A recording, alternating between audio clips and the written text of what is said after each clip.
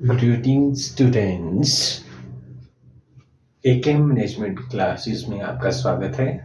आज हम जो store operations and supply chain management के अंदर टॉपिक करने जा रहे हैं that is store layout management.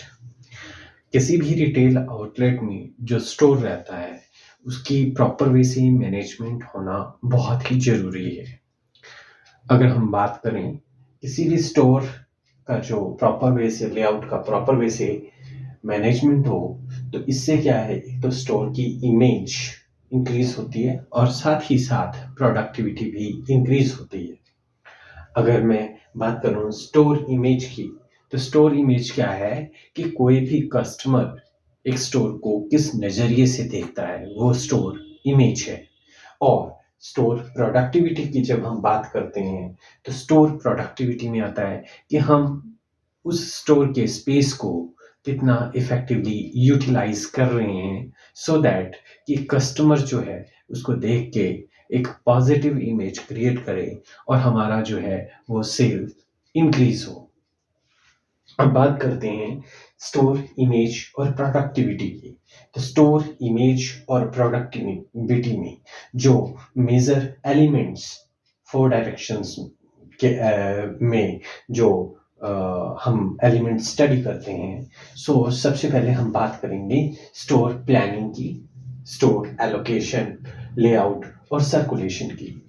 तो स्टोर प्लानिंग में हम देखते हैं कि जिस पर्टिकुलर प्रोडक्ट को लेकर हम स्टोर ओपन कर रहे हैं वहां पर उस पर्टिकुलर एरिया में किस तरह से हमें स्टोर ओपन करना है, कौन सी लोकेलिटी या कौन से एरिया में स्टोर ओपन करना है। यही नहीं, किस तरह का हमारा टारगेट कस्टमर है, जैसे कि हमने पिछली वीडियो में भी किया था कि हमारा जो सेल्स है वो किस प्रोडक्ट की है, क्या प्रोडक्ट है हमारा, किस तरह की लोकेलिटी है, लोकेशन क्या है स्टोर की।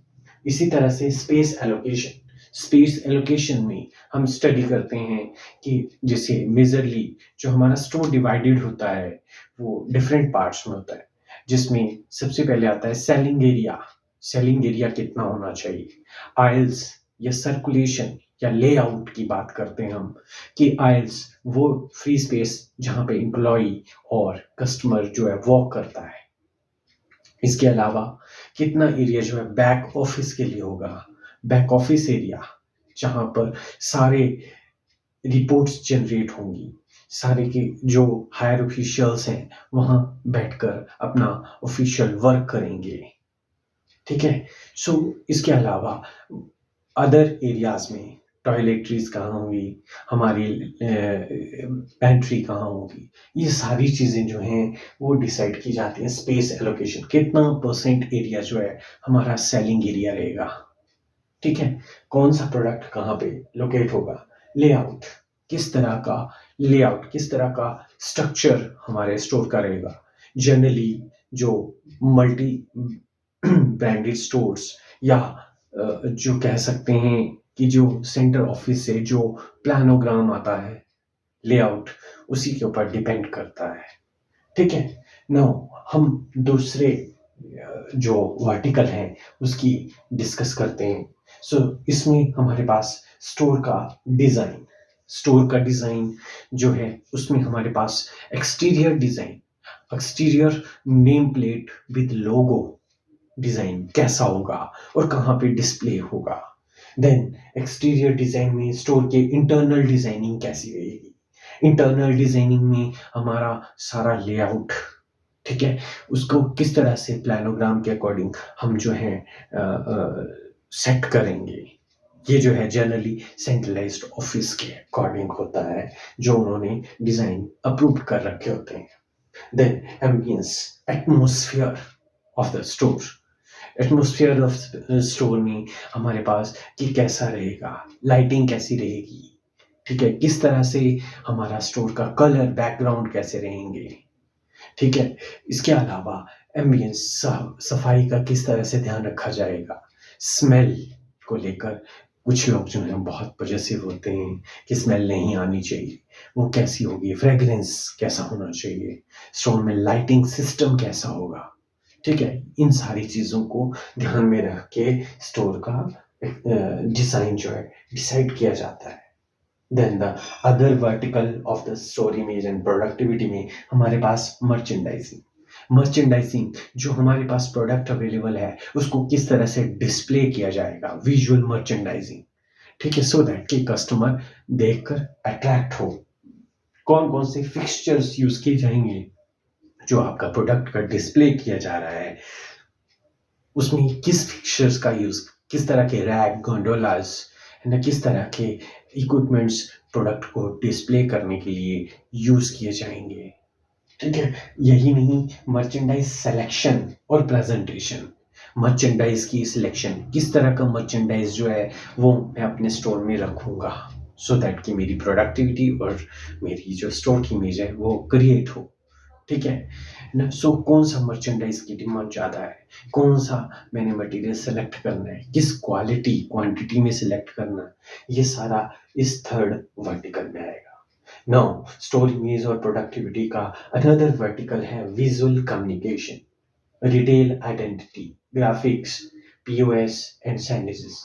विजुअल कम्युनिकेशन कि मेरे स्टोर में जो भी मैं ग्राफिक्स यूज करूंगा, कोई पोस्टर, कोई बैनर, कोई कलर यूज करूंगा, उससे कोई ऑफर्स के लिए मैं कोई होर्डिंग्स लगाता हूँ, ठीक है, डिस्काउंट के लिए मैं कोई साइनेज का यूज करता हूँ, वो क्या है, विजुअल कम्युनिकेशन है, ठीक है। कोई डायरेक्शन के लिए कोई साइनेज का यूज करता हूँ, विजुअल कम्युनिकेशन। ये इंडिकेट करता है कि बिना कुछ कहे कस्टमर समझ जाए उस पर्टिकुलर एरियाज के बारे में, उस पर्टिकुलर प्रोडक्ट के बारे में। नो, रिटेल आइडेंटिटी, ग्राफिक्स और पीओएस।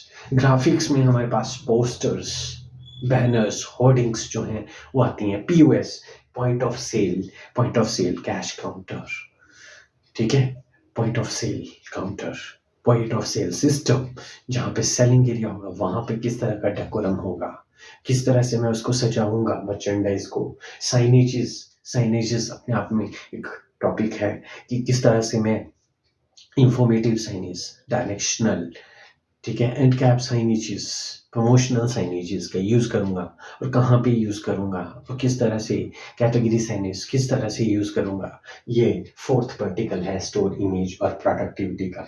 अगर मैं इन चार वर्टिकल्स को ध्यान में रख के अपने स्टोर को सेट करता हूँ तो कहीं ना कहीं मेरे स्टोर की एक पॉजिटिव इमेज क्रिएट होगी और प्रोडक्टिविटी ऑटोमेटिकली इंक्रीज होने में हेल्प करेगी।